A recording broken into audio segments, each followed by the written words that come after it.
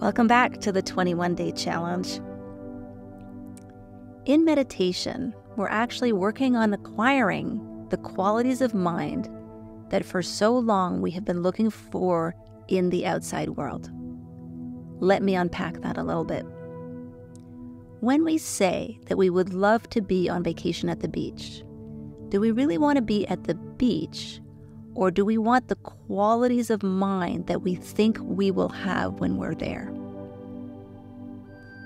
When we think about walking in the forest, is it really the forest we love, or the peace of mind that we get when we walk there? Would we still love our cars so much if our minds didn't quiet down when we drove them? In fact, we don't love things or experiences or even people. We love what they do for our minds. We all want a mind that isn't throwing us thousands and thousands of negative thoughts a day. We would all love to be less judgmental and less reactive. We all crave just to lighten up a bit. When we get the things we want in the outside world, the mind actually does quiet. We do feel good when we get what we want. But we start to notice that this boost in our happiness, this quieting of the mind, doesn't last. When I got into medical school, I always thought that once I finally got accepted, I would be happy. Happy forever. It meant that my internal critic, who never thought I could make it into medical school, would finally shut up. All my self-doubt would vanish, and I would be happy. I did, in fact, feel happy, ecstatic, for about a month, when doubt started creeping in again.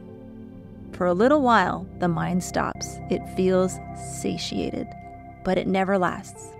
The new car smell always fades. Even the great loves of our lives no longer have the ability to make us feel excited just by sleeping next to us. Unless we train our minds otherwise, the mind is always on the lookout for the things that aren't as they should be. It is always saying, I just need this to happen for me to be happy. When we were children, we did not have the same expectations of the world to make us happy. As long as our basic needs were met, we didn't feel like, oh, I'll be happy when. We didn't feel like we needed to be good in order to be happy. We didn't feel like we needed a special toy in order to be happy.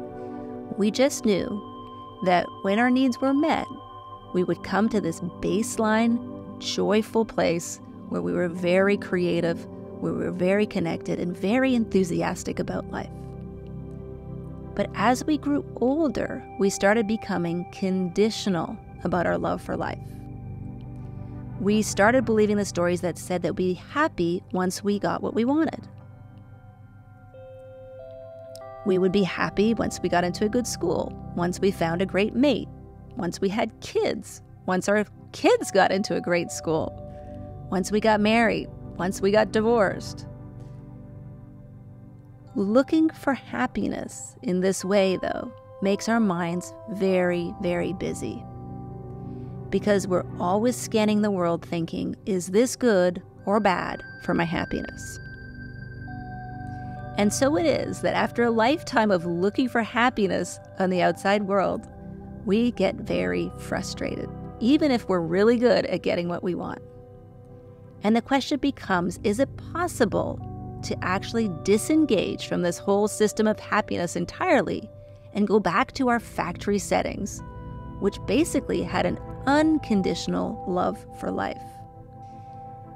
The answer to that question is absolutely yes. It is possible to develop a mind that is oriented towards getting happiness on the inside, to develop a mind that doesn't need the outside world to behave a certain way in order for it to be happy. And yes, going to the beach is extra special if your mind is already quiet and appreciative.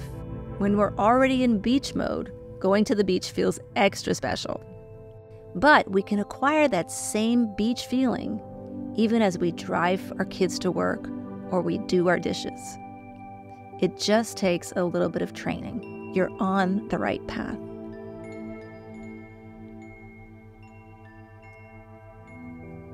So let's start. Starting with some long exhales can help settle our minds a little bit. Bringing a nice deep breath in through the nose, and then making your exhale as long as it will possibly go. Breathing out through pursed lips, and stretching that exhale as long as it will go. And then simply taking another deep breath in through the nose, and exhaling through those pursed lips.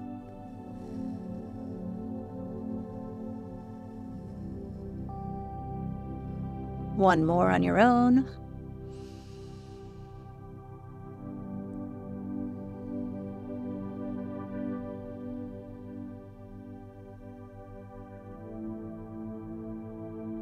And then returning to normal breathing. Meditation is really about becoming expert noticers. So I invite you now just to simply pay attention to the feeling of breathing. What does it feel like high in your nostrils to breathe in? Just bringing attention to that part of the breathing. Breathing in again. And simply bringing your full attention into the sensations of breathing, as if you were a scientist, noticing all of the qualities of the experience of breathing.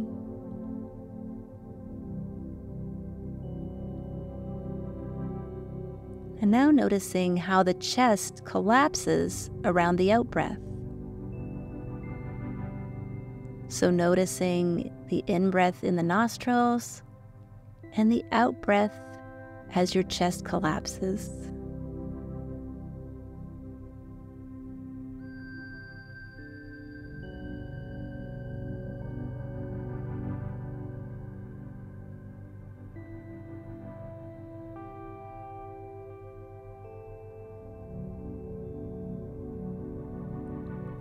Again, this is just about being able to pay attention to breathing. Now your mind is going to want to wander. It might wander into what you're going to be doing later on in the day. It might start to wonder why you're practicing this right now. It might have all kinds of thoughts. And for now, the instruction is to let go of those thoughts by returning your attention into the experience of breathing. Just noticing the breathing in the nostrils and in the chest.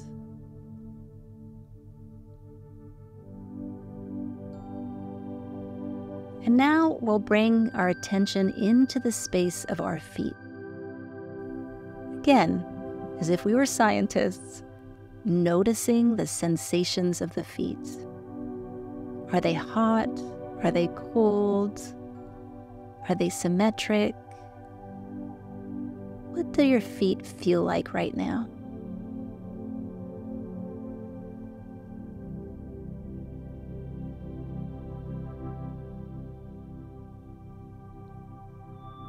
And then bringing attention into the space of your knees. Noticing if there's clothing rubbing against your skin. And then noticing inside the joint of your knees, can you pick up any sensations there? Are the sensations symmetric? Is there any pain in your knees? Trying to find the sensation in our knees is a little bit more difficult when our knees aren't actually being used. What does the inside of the knee feel like?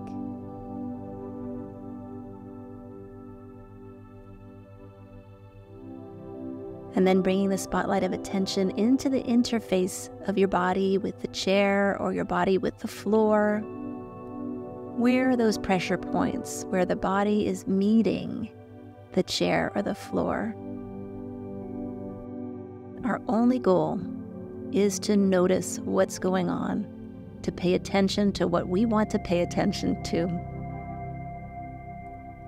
Bringing attention up now into the space of the chest. See if you can pick up that heart beating.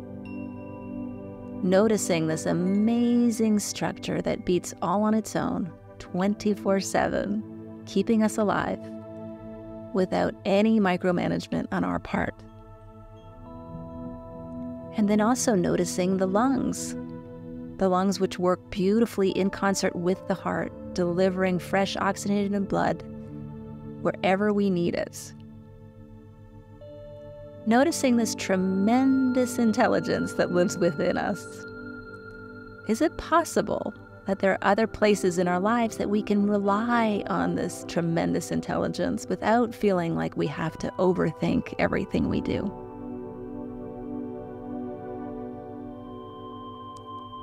And so now let's move our attention up again, this time to the space behind the eyes and between the ears.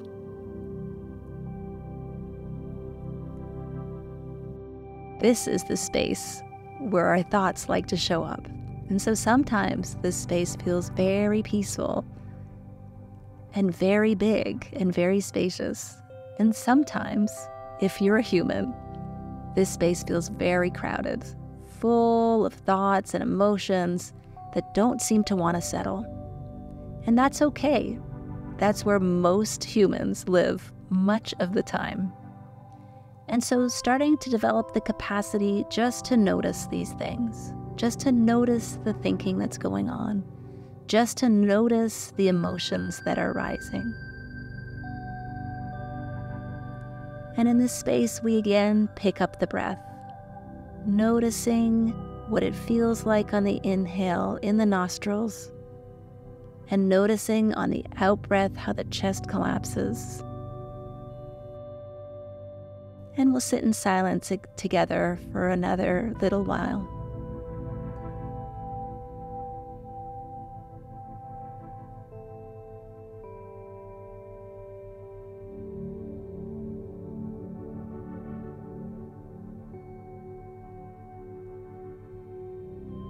And so as we wrap up this meditation, I invite you to notice something that you're grateful for. Maybe somebody who's helped you with something today, or an opportunity that's presented itself to you. And just notice where in your body you sense that sense of gratitude. Just focus on that. Make that the object of your meditation. Breathing in as if you could amplify and magnify gratitude.